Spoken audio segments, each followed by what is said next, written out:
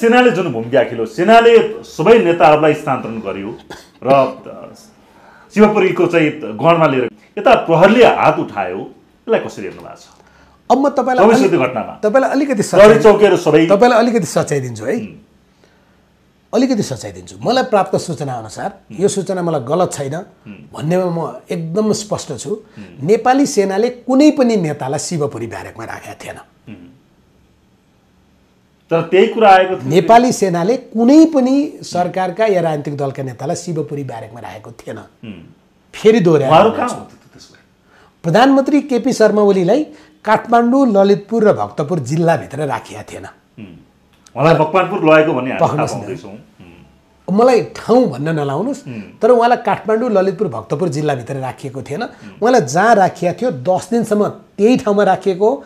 उहाँ त्यहाँबाट सिधै गुन्डु आउनुभयो, जहाँ उहाँ सार्वजनिक हुनुभयो। सत्य यही हो।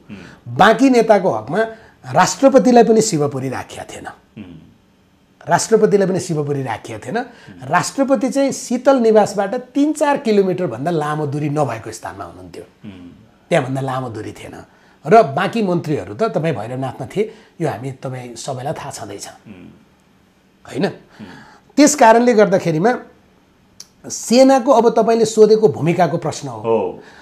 प्रहरीलाई हामीले यस्तो बनाएका छौँ। म तपाईँलाई प्रहरीको तपाईँले कुरा गर्दा अहिले तपाईँले सडकमा हेर्नु भएको छ, सडकमा गाडीको सङ्ख्या त त्यति नै हो नि, मोटरसाइकलको सङ्ख्या त्यति नै हो नि, मान्छेको सङ्ख्या बरु अझै दसैँ मनाउन गएका तिहार मनाएर फर्किन्छु भन्ने मान्छेहरू पनि होलान्। तर काठमाडौँमा बरु सङ्ख्या घट्या होला, जनसङ्ख्या बढ्या छैन नि। तर यति धेरै जाम किन छ?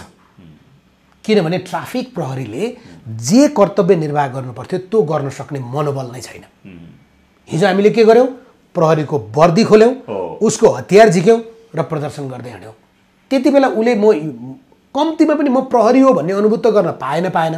म यो राज्यको नागरिक हो भन्ने अनुभूति पनि गर्न पाएन। उसले लगाएको वर्दी यसरी तानियो, उसलाई यसरी हातपात गरियो।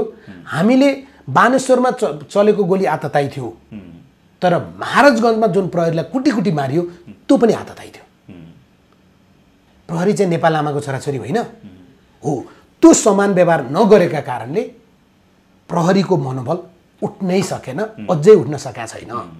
प्रहरी त सुरक्षा अङ्ग हो भन्ने चिजै हामीले बाँकी राखेका छैन क्या। प्रहरीलाई त नेताको चाकर हो हामीले बनाएको छौँ। प्रहरीको आइजिपी बन्नका लागि नेताको घरमा ब्रिफकेस लिएर धाउनु पर्ने, प्रमोसन पाउनका लागि आफूभन्दा माथिकाको चाकडी गर्नुपर्ने, ब्रिफकेस बुझाउनु पर्ने, कुनै पनि दलको सदस्यता लिनुपर्ने। यसैको परिणति होइन यो। आज हामीले 28 वर्षदेखि प्रहरीलाई राजनीतिक दलको भातृ सङ्गठन बनाएका छौँ हो। नेपाली सेना मात्र एउटा त्यस्तो शक्ति हो जुन आज पनि कम्तीमा पनि एक समय हामीले नेपाली सेनालाई पनि गिजोल्न खोजिसकेका थियौँ होइन, माओवादी लडाकुको समायोजनको सन्दर्भमा। तर नेपाली सेनाले आफ्नो त्यो चरित्र अझै पनि गुमाएको छैन। यो पटक नेपाली सेनाले चाहेको भए, सेनापतिले चाहेको भए सम्भवतः सैनिक कु हुन सक्थ्यो।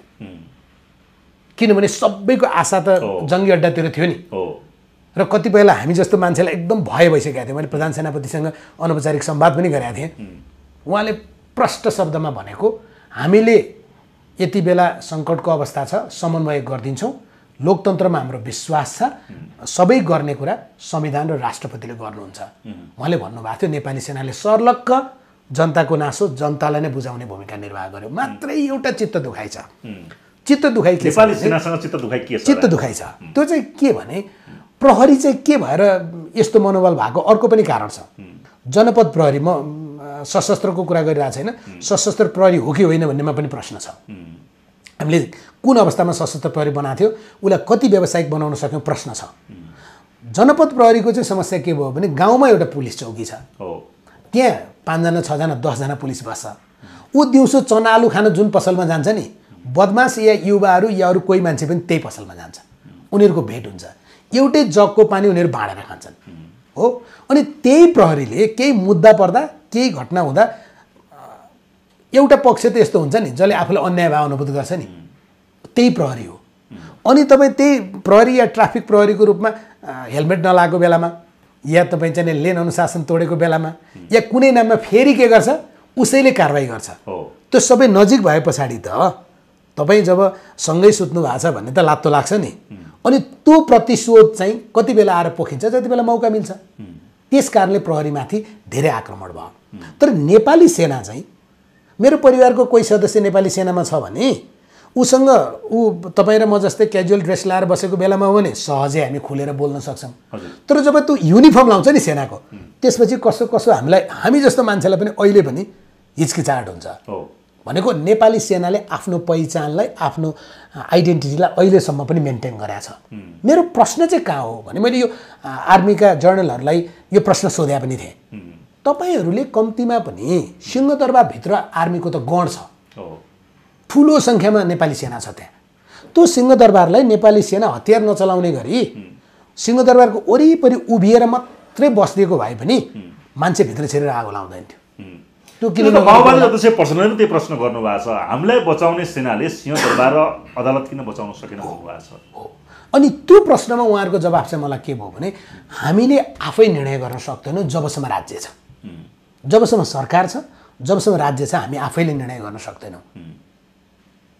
हामीलाई के अरे सुरक्षा परिषदको बैठक भएर सेना परिचालन त के इमर्जेन्सी लागेको हुनुपर्छ, के निर्णय गर्नुपर्छ, राष्ट्रपतिले त्यसको निर्णय गर्नुपर्छ नि त। त्यो नभई हामी सडकमा आउन मिल्दैन। त्यस कारणले हामीले सकेनौँ। मैले प्रति प्रश्न गरेँ, अनि तिमीलाई राति 8 बजे चाहिँ कुन सुरक्षा परिषदको बैठक बसेर कुन राष्ट्रपतिले चाहिँ निर्णय गरेर तिमीहरू सडकमा आयो त भन्दा उहाँको जवाब के थियो मलाई भने, त्यति बेला त प्रधानमन्त्रीले राजीनामा दिइसकेको, सरकारमा रहेका मानिसहरूलाई हामीले नै रेस्क्यु गरेर ल्याइसकेको, देश भ्याक्युममा थियो। त्यसो भने त सेनाले सरकारका लागि वार्ता आह्वान गर्न पनि मिल्दैन नि। तर हामीले गऱ्यौँ नि, किनभने सङ्कटका लागि बनाइएको सेना भएका कारणले हामीले गरे हो, होइन? निर्णय नभइकन हामी जान नसकिया हो। यसमा हाम्रो कमजोरी भन्न जे भन्न खोजिँदैछ त्यो गलत हो भन्ने उहाँहरूको बुझाइ छ। तर फेरि पनि मलाई लाग्छ नियम, कानुन, आदर्श, मर्यादा भन्ने चाहिँ सहज हुँदा हुन्छ क्या। असहज परिवेशमा आउट अफ द बक्स आउनुपर्छ। सेना त्यति आइदिएको भए पनि हुन्थ्यो। अब यो परिकल्पना कुरा नगरौँ।